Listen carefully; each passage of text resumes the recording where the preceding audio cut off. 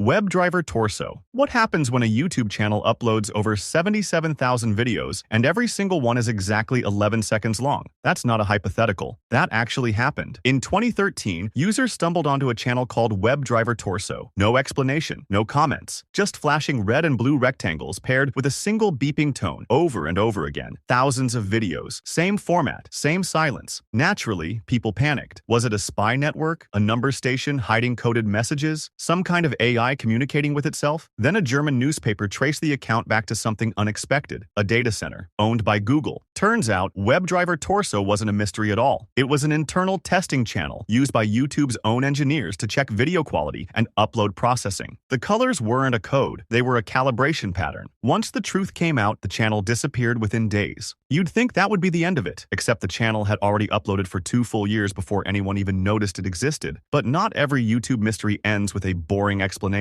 The next one still hasn't been solved.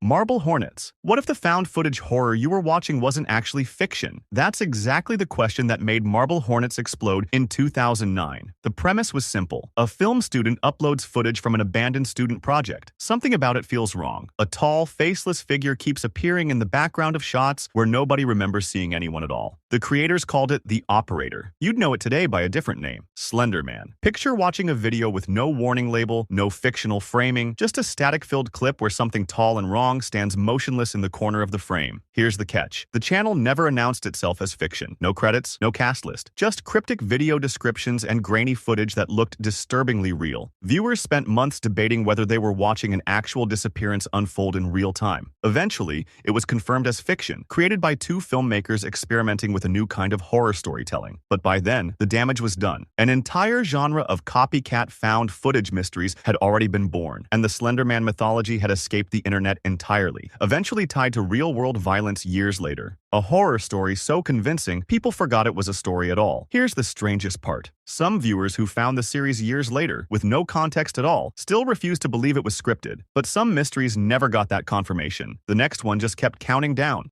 Pronunciation Book Countdown. Imagine a boring YouTube channel that just teaches English pronunciation for 3 straight years. Then, one day, it starts counting down to something. That's what happened in July 2013. A channel called Pronunciation Book, quietly running since 2010, suddenly posted a video that read, "Something is going to happen in 77 days. Every day after that, the countdown continued. One number lower, always paired with a strange, cryptic sentence. Turn off the lights.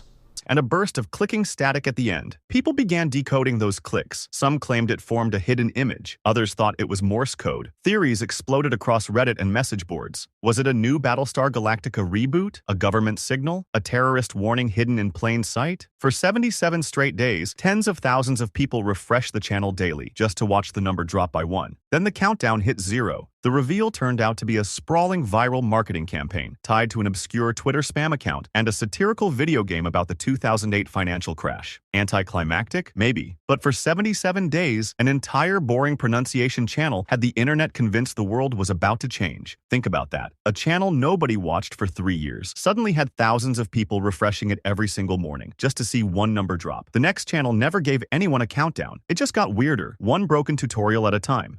Alan Tutorial. It starts with a man teaching you how to pick up a blue chair. That's it. That's the whole video. Awkward. Badly lit. Strangely unsettling for no clear reason. That was Alan Tutorial, a channel that appeared in 2012, hosted by a man simply calling himself Alan. Early videos looked like failed comedy. Bad how-to tutorials for tasks that made no sense. But here's where it turns. Slowly, the tutorials got darker. Alan started filming in cramped, dirty rooms. He began pleading with the camera, weeping, begging to be freed. By the final uploads, Alan appeared trapped inside a decaying building, crawling through vents, hiding from someone the camera never showed. Viewers didn't know what they were watching anymore. A comedy bit spiraling into a breakdown? A real cry for help hidden inside a joke? It was eventually revealed to be a scripted art project by filmmaker Alan Resnick, who went on to create surreal horror comedy for Adult Swim. But that confirmation didn't make the videos feel any less real while they were happening. Here's the unsettling part. To this day, Alan Resnick has never fully explained where the character ends and the performance begins. The next channel never got a creator, a confirmation, or an ending at all.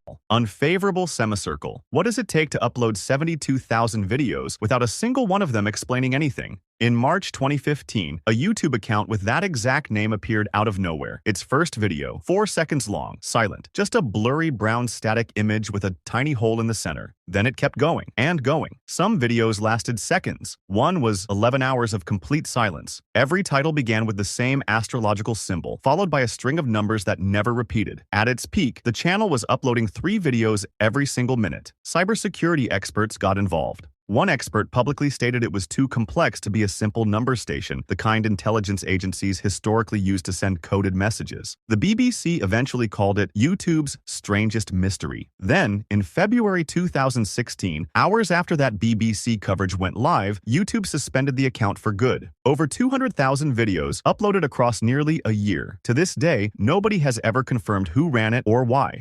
I feel fantastic. In 2009, a YouTube user called Creepiest uploaded a short, grainy clip with zero context. No title card, no explanation, just an android sitting in an ordinary living room repeating the same lyrics over and over. I feel fantastic. Her name was Tara, and something about her was deeply wrong. Her posture barely shifted. Her expression never changed. The room around her felt slightly off. Within days, it had over 1 million views. Naturally, theories exploded. The internet decided Tara must belong to a serial killer. Some lyrics in the song sounded uncomfortably specific. One popular theory claimed the entire video was a killer's confession, disguised as a home movie. Here's the twist. The truth was stranger and far sadder than any murder theory. Tara wasn't built by a killer. She was built by a man named John Bergeron, an animatronics hobbyist who spent years and a modest budget trying to build a performing robot. He uploaded early Tara footage back in 2001, years before it ever went viral. Nobody watched it, nobody cared. Then Bergeron passed away in 2005. A stranger re-uploaded his old footage in 2009, stripped of all context under a new title. That stranger's choice is the only reason I Feel Fantastic exists as a mystery at all.